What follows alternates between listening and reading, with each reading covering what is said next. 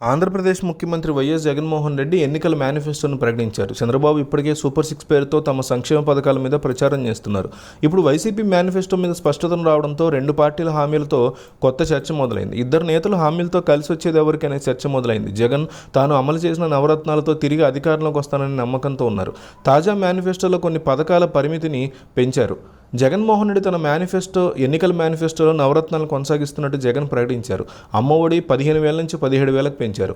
రైతు భరోసా 13,500 నుంచి 16,000కు పెంచుతూ హామీ ఇచ్చారు. కొనసాగుతున్న మహిళా సంక్షేమ పథకాలు కొనసాగిస్తున్నట్టుగా క్లారిటీ ఇచ్చారు. ఈబీసీ నేస్తం, కాపు నేస్తం, మత్స్యకారుల పథకం, నేతన్న హస్తం వంటి పథకాలని మరో 5 ఏళ్లు కొనసాగిస్తామని చెప్పారు.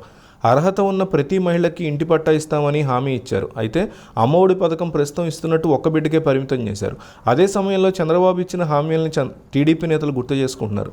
చంద్రబాబు ప్రతి ఇంటిలో ఎంతమంది పిల్లలున్నా అందరికీ అమ్మఒడి అమలు చేస్తానని హామీ ఇచ్చారు. అదేవిధంగా రైతుకి ఏడాదికి 20,000 చొప్పున ఇస్తామని ప్రకటించారు. చంద్రబాబు ప్రతి నెలకి ప్రతి మహిళకి 2,500 ఇస్తామని హామీ ఇచ్చారు. 3 వంట గ్యాస్ సిలిండర్లు ఉచితమని, ఆర్టీసీ బస్సుల్లో ఉచిత ప్రయాణం అని, నిరుద్యోగ భృతి వంటి వాటి మీద హామీ ఇచ్చారు. పెన్షన్ 4,000 ఇస్తామని చెప్పుకొచ్చారు. అయితే జగన్ పెన్షన్ని 3,000 రూపాయల నుంచి 3,500లకు పెంచుతామని హామీ ఇచ్చారు. చంద్రబాబు చెప్పిన హామీలకి చేయాల్సిన ఖర్చు, తన హామీలకు చేయాల్సిన ఖర్చు గురించి వివరించారు జగన్. తన పథకాలకి 70,000 కోట్లు ఖర్చు అవుతుందని, చంద్రబాబు పథకాలకి 1,50,000 కోట్లు ఖర్చు అవుతుందని వివరించారు.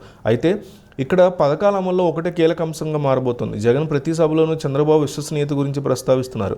2014లో ఇదే 3 పార్టీల కూటమి ఇచ్చిన హామీలు ఏ ఒక్కటి అమలు చేయాలని చేయలేని అంశాన్ని ఆరోపణగా గుర్తు చేస్తున్నారు. ఇటు చంద్రబాబు తమకంటే జగన్ మెరుగైన సంక్షేమం అందిస్తారని, సంపద ఎలా పెంచారో తెలుసని, చంద్రబాబు హయాంలో సంపద పెరగలేదని జగన్ లెక్కలతో వివరించారు. జగన్ తన యొక్క మేనిఫెస్టోలో కొత్త హామీలకు పెద్దగా అవకాశం ఇవ్వలేదు.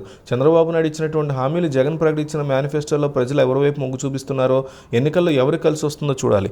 అయితే రీసెంట్గా మీడియాతో మాట్లాడినటువంటి కేసీఆర్ మాత్రం జగన్మోహన్ రెడ్డి వైపే ఆంధ్రప్రదేశ్లో ప్రజల యొక్క విశ్వసనీయత ఉంది అంటూ సంచలన వ్యాఖ్యలు చేశారు. రీసెంట్గా TV9 స్టూడియోలో మాట్లాడినటువంటి కేసీఆర్ ఆంధ్రప్రదేశ్లో జగన్మోహన్ రెడ్డి గెలవబోతున్నారని తమకు రిపోర్ట్ వచ్చిందని కూడా మీడియా సాక్షిగా వెల్లడించిన సంగతి తెలిసిందే. అట్లాంటి కేసీఆర్ ఈ మేనిఫెస్టో మీద స్పందన తెలియజేస్తూ జగన్మోహన్ రెడ్డి గతంలో వైఎస్ రాజశేఖర రెడ్డి లాగా ఎటువంటి కొత్త పథకాలు పెట్టకుండానే 2009లో ఎట్లా అయితే ఆయన గెలిచారో అట్లాగే ఇప్పుడు కూడా జగన్మోహన్ రెడ్డి గెలవబోతున్నారంటూ వ్యాఖ్యలు చేశారు.